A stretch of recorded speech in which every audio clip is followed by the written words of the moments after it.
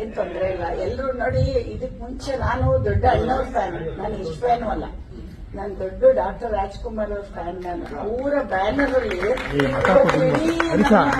ಎಲ್ಲಾ ಭಾಷೆಯವರು ಸಿನಿಮಾ ಕೊಟ್ಟೋಗಿದ್ದಾರೆ, ಅಮ್ಮ ಅಪ್ಪಾಜಿ. ಅದರಲ್ಲಿ ನಾವು ಒಂದು ಸಣ್ಣ ಕಲ್ತ್ಕೊಂಡ್ರು ಅಣ್ಣವರು ಮನೆಯಿಂದ ಕಲ್ತಿರೋದು. ನಾವು ಎಷ್ಟಿಂದ ಕಲ್ತಿರೋದು ಏನಿಲ್ಲ, ಇನ್ನ ಎಲ್ಲರೂ ಮಾಡಿದ್ದಾರೆ, ದೊಡ್ಡ ದೊಡ್ಡ ನಟಿದ್ದಾರೆ. ಆದ್ರೆ ನಮ್ಮ ಬೇಸ್ಮೆಂಟ್ ಹಾಕೊಟ್ಟಿರೋದು ಅಣ್ಣವರು. ಅದೇ ತರ ನಾವೇನಾದ್ರೂ ಮುಂದಿನ ಪೀಳಿಗೆ ಒಂದು ಬೇಸ್ಮೆಂಟ್ ಹಾಕ್ಬೋದಾ ಅಂತ ಪ್ರಯತ್ನ ಪಡ್ತಾ ಇದೀವಿ. ಇನ್ನು ಹಾಕ್ತೀವಿ ಅಂತಾನು ಹೇಳ್ತಾ ಇಲ್ಲ, ಅಷ್ಟೇ. ಎಲ್ಲರೂ ಪ್ರಯತ್ನ ಪಡ್ಬೇಕಲ್ಲ. ಒಂದ್ ತೆಂಗಿನ ಮರ ಹಾಕ್ತೀವಿ ಮೇಡಮ್, ಅದ್ ನಾವು ತಿನ್ನಲ್ಲ, ಮುಂದಿನ ಪೀಳಿಗೆ ತಿನ್ನುತ್ತೆ. ಅನ್ನೋದು ಅವ್ರು ಹಾಕ್ಲೇ ಇಲ್ಲ ಅಂದ್ರೆ ಅಲ್ವಾ?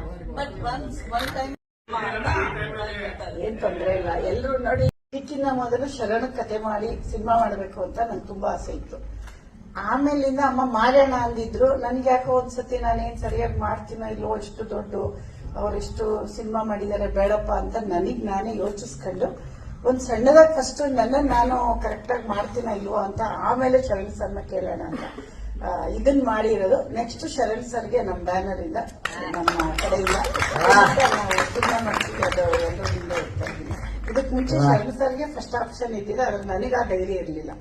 ಅವರು, ನಾನು ಯಾವಾಗ್ಲೂ ಅವ್ರದ್ದು, ನಾನು ರೈನ್ಬೋ ಬಂದಾಗೆಲ್ಲ ಎಷ್ಟು ಹೇಳ್ತಿದ್ದ, ಏನಮ್ಮ ನೀನು ನನ್ನ ಸಿನಿಮಾ ನೋಡಲ್ಲ, ಹೋಗಿ ಶರಣ್ ಸರ್. ಇಲ್ಲ, ನಾನು ಶರಣ್ ಇಲ್ಲಿ ಕೂತಿದ್ದಾರೆ ನೋಡಿ, ಇವರು ತುಂಬಾ ದೊಡ್ಡ ಫ್ಯಾನು ಶರಣ್ ಸರ್ದು, ಮತ್ತೆ NS ರಾವ್ ಅವ್ರದ್ದು ಎಲ್ಲ ಕಾಮಿಡಿಯನ್ನು ತುಂಬಾ ನೋಡ್ತಾರೆ. ಹಂಗಾಗಿ ಶರಣ್ಗೆ ನಾನು ಮಾಡ್ಬೇಕಂದ್ರೆ ಸ್ವಲ್ಪ ನನಗೆ ಧೈರ್ಯ ಬೇಕಿತ್ತು. ಹಂಗಾಗಿ ನಾನು ಫಸ್ಟ್ ಶರಣ್ ಅವ್ರಿಗೆ ಮಾಡ್ಲಿಲ್ಲ, ಅದು ರಾಜಗೂ ಗೊತ್ತು.